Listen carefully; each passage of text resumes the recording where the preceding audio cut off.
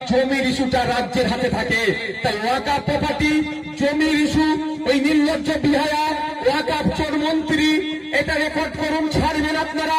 আমার কিচ্ছু করতে পারবে না ফিরাদ হাকিম, এটা আমি বলে যাচ্ছি। ও ফিরাদ হাকিম তো চুরের কথা, ওর নেত্রী মমতা ব্যানার্জি মিথ্যা মামলা দিয়ে আমাকে জেলে রাখতে পারে, এর থেকে বেশি কিছু আমার গায়ের একটা পশম হিলাতে পারবে না।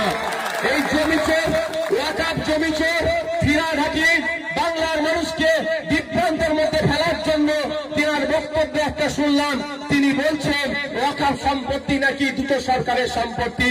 ও নির্লজ্জ প্রিন্সিপাল অ্যাক্ট অফ 1995 ওয়াকাফের আইনকে পড়েনি, 1954 সালের ওয়াকাফের আইনকে এই নির্লজ্জতা পড়েনি।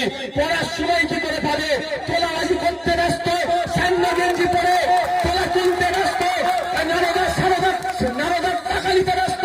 ও নারদার টাকা নেবে না, আইনকে পড়বে ওই নির্লজ্জ বিহারা। আমি এ ভাষায় কিন্তু কথা বলিনি, এবার আমাকে বলতে হবে। ওদেরকে যথেষ্ট সম্মান দিতাম, কিন্তু সম্মান দেওয়ার পাত্র যারা নয় তাদেরকে সম্মান দিতে হবে না। যে